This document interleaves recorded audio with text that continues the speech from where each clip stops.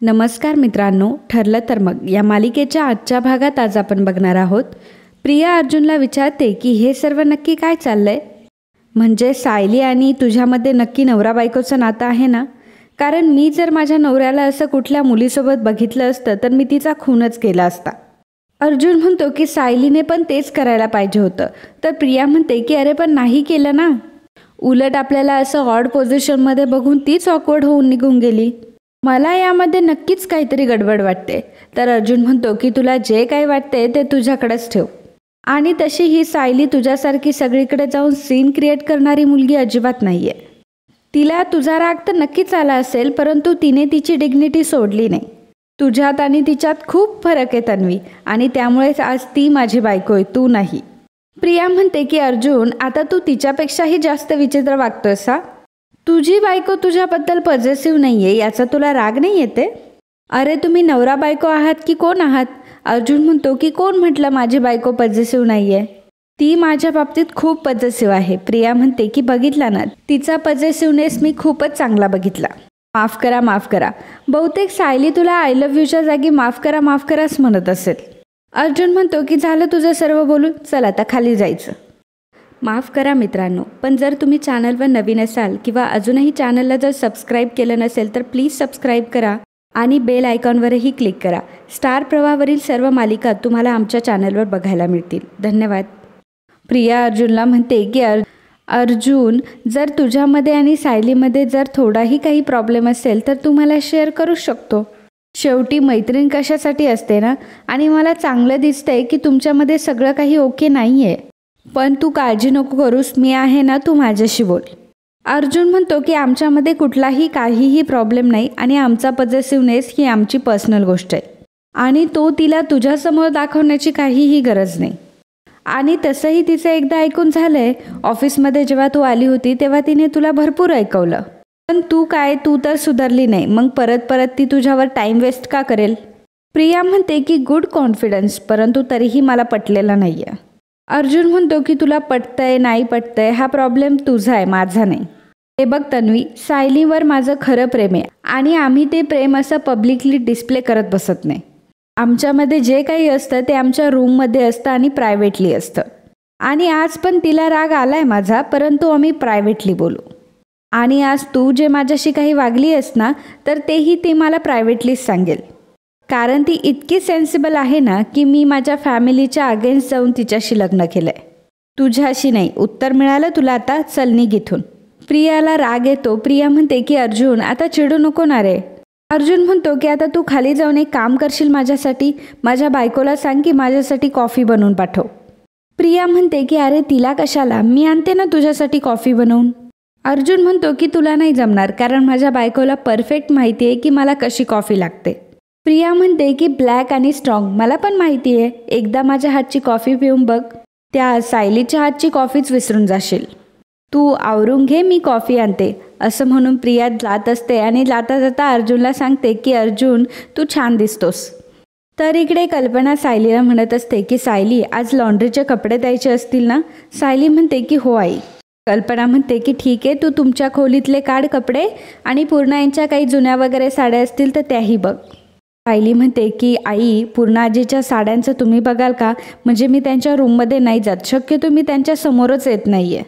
कारण त्या मला म्हणाल्या ना की मला तोंड दाखवू नकोस. तेव्हा कल्पना म्हणते की अगं सायली, वेडी आहेस का तू?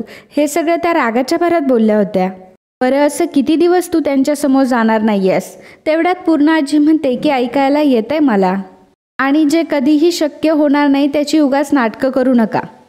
माझा एक एक शब्द झेलण्याची जर हिंमत असेल तर मी खूप काही बोलली आहे, त्याचा आधी एकदा विचार करा. अस्मिता म्हणते की झालं, म्हणजे परत सायली तुझ्यासमोर फिरायला मोकळी. म्हणजे तिने जर कितीही गुन्हे केले तरी तिला शिक्षा नाहीच का? कल्पना म्हणते की अस्मिता, तुझे जे काही लॉन्ड्रीचे कपडे असतील ते काढ, उगाच कमेंट पास करू नकोस. सायली म्हणते की बरं आई, आपण जेवणाची तयारी करून घेऊयात का? कल्पना म्हणते की ठीक आहे, तू चालू कर, मी लॉन्ड्रीचे कपडे घेऊन येते. कल्पना तिथून निघून जाते. तर इकडे मात्र अर्जुन विचार करत असतो. अर्जुन म्हणत असतो की आज गडबड घोटाळा नाही तर स्पेशल माती खाल्ली आहे. माफ करा म्हणे, असं कसं काय जाऊ शकतात त्या? एक काम करतो, त्यांनाच वर बोलवतो आणि असं म्हणून अर्जुन सायलीला मेसेज पाठवतो. सायलीला तो रिसीव्ह झालेला असतो, परंतु सायली त्या मेसेजकडे इग्नोर करते आणि तिच्या कामात असते. तितक्यातच प्रिया तिथे येते आणि म्हणते की विमलताई, साखर आणि कॉफी पावडर कुठे आहे तेवढं सांगा हा मला. अस्मिता म्हणते की तुला का हवं हे सर्व. तेव्हा प्रिया सांगते की मला अर्जुनने त्याच्यासाठी कॉफी बनवायला सांगितली. पूर्णा आजी म्हणते की अरे वा, कर बाळा हा. प्रिया किचनमध्ये येते. विमल म्हणते की अर्जुन दादाने खरंच तुम्हाला कॉफी करायला सांगितली आहे. प्रिया म्हणते की मी आता हेच म्हणाले ना. विमल म्हणते की हो ताई, तुम्ही स्वतःला त्रास करून घेऊ नका. अर्जुन दादाची कॉफी आम्ही बनवतो आणि पाठवतो, कारण अर्जुन दादाला कशी कॉफी लागते हे फक्त आम्हालाच माहिती आहे. प्रिया हळूच विमलला म्हणते की तुला सांगितलंय तेवढं कर ना. आज अर्जुनला तुझ्या किंवा हिच्या हातची कॉफी नाही प्यायची आहे, त्याला आज फक्त माझ्याच हातची कॉफी प्यायची आहे, त्याच्यामुळे तू बाजूला हो. आणि मग प्रिया लगेचच इकडे तिकडे शोधू लागते. तर विमल म्हणते की अहो तिकडे कॉफी नसते. प्रिया म्हणते की हो का, मग मी माझं बघून घेईल. प्रिया कॉफी बनवत असते तेव्हा अस्मिता म्हणते की थांब प्रिया, मी देखील तुझी मदत करते. आणि अस्मिता लगेचच प्रियासोबत किचनमध्ये येते. तर प्रियाला मात्र विमलताईचा राग आलेला असतो, त्यामुळे विमलताई जेव्हा चालत असतात त्याचवेळी पायात पाय घालून प्रिया त्यांना पाडते. सायली त्यांना उठवते आणि त्यांची विचारपूस देखील करते. तर सायलीने मात्र प्रियाला पाडताना बघितलेलं असतं. तेव्हा सायली प्रियाला म्हणते की प्रिया, तू का बरं पाडलं त्यांना. प्रिया म्हणते की बापरे, मी पाडलं विमलताईंना. अगं सायली, किती खोटा आरोप करतीयस तू माझ्यावर. अस्मिता, तू इथे होतीस ना, मी पाडलं का विमलताईंना. अस्मिता म्हणते की अजिबात नाही. प्रिया म्हणते की अगं त्या स्वतःच्या पायात पाय अडकून पडल्या असतील खाली. पूर्णा आजी म्हणते की काय चाललंय तुमचं.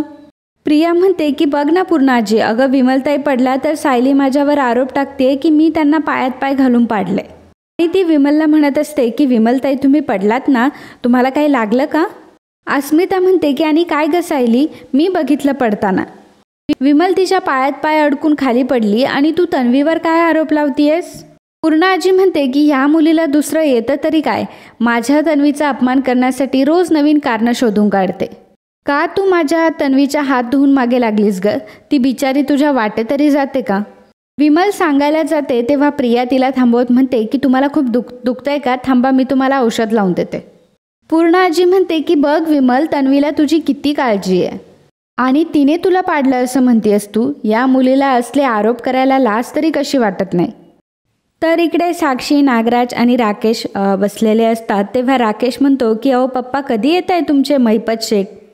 तेव्हा साक्षी ही राकेशकडे रागाने बघते आणि म्हणते की तुमच्यासारखे काय ते फ्री बसलेले नसतात, येत आहेत ते. इतक्यातच महिपत पायऱ्यांवरून चालत येत असतो आणि म्हणत असतो की मी कोणासाठी फ्री बसलेला नसतो. तुमच्या डोक्यावर आता जे छप्पर आहे ना, ते माझ्या लेकीची मेहरबानी समज. तर आता इथे महिपत देखील रिप्लेस झालेला आहे. नागराज म्हणतो की तसं नाही रे महिपत, अरे कोर्टाची आता पुढची तारीख पडेल ना, त्यामुळे आम्ही डिस्कशन करण्यासाठी आलो होतो. साक्षी म्हणते की आय एम सॉरी अण्णा, परंतु तुम्ही जर आश्रमाच्या ठिकाणी प्लॉटचं काम सुरू केलं नसतं तर ही वेळच आली नसती. महिपत म्हणतो की हो कळलं, मला ऐकू येतं. तुला काय डोकं नाही तर करवंटी वाटली का, पुढचं काय करायचं ते बघा. नागराज म्हणतो की पुढे काय करायचं म्हणजे, त्या अर्जुनची करडी नजर आहे तुमच्यावरती. साक्षी म्हणते की एक्झॅक्टली, म्हणून आपल्याला जे काही करायचं आहे ते बॅकग्राऊंडली राहून करावं लागेल. राकेश म्हणतो की मला अगदी सेम वाटत होतं, साक्षी आपले विचार किती जुळतात नाही. महिपत म्हणतो की जर आपल्याला बॅकग्राऊंडला राहून जर काम करायचं असेल तर आपल्याला त्या रविराज किल्लेदारला पुढे करावं लागेल. आता साक्षीला जर आपल्याला ह्या केसमधून सोडवायचं असेल तर कोर्टामध्ये जे काही करेल तर तोच करेल. राकेश म्हणतो की काका तर एकदम इमानदार माणूस आहे, त्याला कसं काय घ्यायचं घोळात. महिपत म्हणतो की प्रियाला तन्वी करण्यासाठी किती पैसा खर्च केला माहिती आहे ना, आणि ते काय फक्त रविराजसोबत फोटो काढायला. त्यामुळे आता तिला कामाला लावा, किल्लेदारकडून तिने आपलं काम काढून घ्यायला पाहिजे. साक्षी म्हणते की एक्झॅक्टली, आणि किल्लेदारला ती विचारूही शकते की अर्जुनचं पुढचं पाऊल काय असेल. आणि मेन म्हणजे किल्लेदार स्वतः काय करणार आहे की फक्त बायकोचा शोधच घेत राहणार आहे. नागराज म्हणतो की तो काय शोधतोय बायकोला, जी मुलगी सापडली आहे ती खरी आहे म्हणून तो खुश आहे. महिपत म्हणतो की तसंही जास्त वेळ तो खुश नाही राहणार, तसंही तो त्याच्या बायकोला शोधणारच आहे.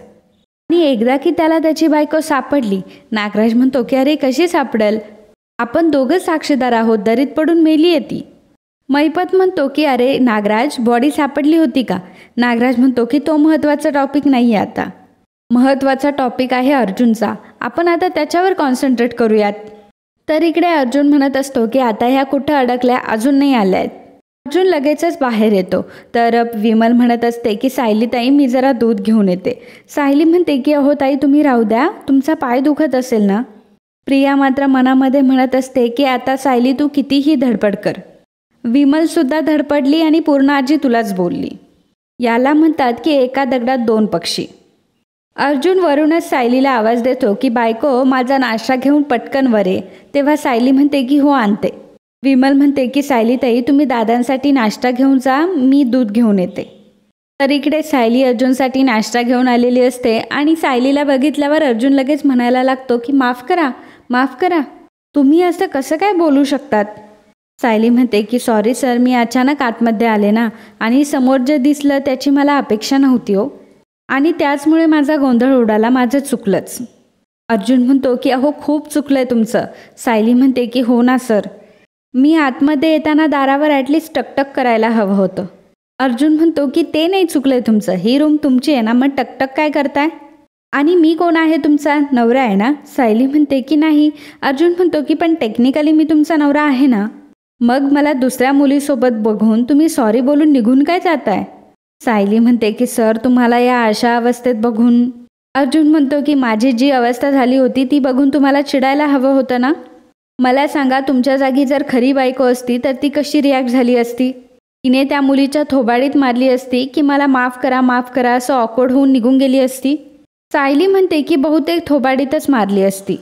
अर्जुन म्हणतो की मग तुम्ही का नाही मारली, ॲटलिस्ट सीन तरी क्रिएट करायला हवा होता ना. तुम्ही तन्वीला जाब विचारायला हवा होता ना. सायली म्हणते की अहो सर पण त्याने काय झालं असतं. अर्जुन म्हणतो की त्याने हे प्रूव्ह झालं असतं की तुम्ही माझी खरी बायको आहात. पण आता तुम्ही काय करून ठेवलं, तुमच्यामुळे त्या तन्वीला देखील डाऊट आलाय. तिने मला 1000 प्रश्न विचारले. तिने मला स्पष्टपणे विचारलं की तुम्ही माझ्या खरी बायको आहेत की नाही. सायली म्हणते की हो ना सर, मी असंच करायला पाहिजे होतं, पण ऐनवेळी माझ्या लक्षातच आलं नाही. त्या क्षणापुरता माझा गोंधळच उडाला. अर्जुन म्हणतो की तो काय एका क्षणापुरता नव्हता, परमनंटच येतो. आणि एकदा बघा तुम्ही किती मोठा गडबड घोटाळा करून ठेवलाय ते. सायली म्हणते की त्या क्षणी फक्त मला एवढंच वाटलं की ह्या दोघांना डिस्टर्ब नको करायला. अर्जुन आता डोक्यालाच हात लावून घेतो आणि म्हणतो की मिसेस सायली मी तुमच्यासमोर आता हात जोडू, तुमच्या पाया पडू, नाहीतर ते झोपून करतात ना ते काय. सायली म्हणते की लोटांगण. अर्जुन म्हणतो की मग लोटांगण घालू तुमच्यासमोर आता मी. सायली म्हणते की नाही हो सर, तुम्ही असं का करताय. अर्जुन म्हणतो की अहो मला तुमच्यासमोर भीक मागायची. आता मला भीक मागायची आहे की आपण नवरा बायकोचं जे नाटक करतोय ना ते फक्त एकाच वर्षासाठी आहे, तेवढं फक्त नीट पाळा आणि पुढे कुठलाही गडबड घोटाळा करू नका. सायली म्हणते की नाही सर, पुन्हा असं नाही होणार, हवं तर मी तुम्हाला शब्द देते, वचन देते तुम्हाला. अर्जुन म्हणतो की तुमच्या वचनांचं कलेक्शन आहे माझ्याकडे, परंतु तरीही जे काय व्हायचं ते होणारच आहे. सायली म्हणते की नाही होणार सर, तुम्ही एक काम करा, तुम्ही नाश्ता करून घ्या, मी खाली जाते. सायली जाता जाता म्हणते की सर जरा माझ्याही बाजूने विचार करून बघा ना. अर्जुन म्हणतो की आता काय आहे. सायली म्हणते की अहो सर, मी जे इथून बघितलं ना ते बघून कोणालाही अवघडच गेलं असतं. हवं तर तुम्ही इथे येऊन उभे राहा आणि मग पलंगाकडे बघा आणि मग डोळ्यासमोर आणा की मला काय दिसलं असेल आणि कसं दिसलं असेल, आणि मग तुम्हाला कळलं असेल की मी कशातून गेले. आणि एवढं बोलून सायली तिथून निघून जाते. तर अर्जुन दरवाजा लावून घेतो आणि तोही बेडकडे बघत असतो की नक्की कसं दिसलं असेल. आणि मित्रांनो, आजचा हा भाग इथेच संपतो. पुढील भागात आपल्याला पाहायला मिळणार आहे सायली जेव्हा खाली येत असते तेव्हा ती प्रियाला कॉफीमध्ये काहीतरी मिसळताना बघते. अर्जुन जेव्हा कॉफी प्यायला लागतो तेव्हा सायली अर्जुनला म्हणते की अहो कॉफी नका पिऊ ती. तेव्हा अर्जुन म्हणतो की का नको पिऊ. तेव्हा सायली अर्जुनवर चिडते आणि म्हणते की तुम्हाला एकदा सांगितलं ना नका पिऊ तर नका पिऊ. तर सर्वजण तिथे जमा होतात. कल्पना म्हणते की अगं काय झालं, तुझा एवढा मोठ्याने आवाज का वाढला. विमल म्हणते की सायली ताई अहो काय झालंय, सांगा तरी काय झालंय. तर अर्जुन सर ती कॉफी पिऊ नका कारण त्यामध्ये विष आहे. आणि हे ऐकल्यावर सगळ्यांना धक्का बसतो. तर मित्रांनो, असेच ठरलं तर मग या मालिकेचे डेली अपडेट बघण्यासाठी आत्ताच आपल्या चॅनलला सबस्क्राईब करा. आणि आजचा हा भाग तुम्हाला आवडला असेल तर व्हिडिओला लाईक आणि कमेंट करायला अजिबात विसरू नका. धन्यवाद.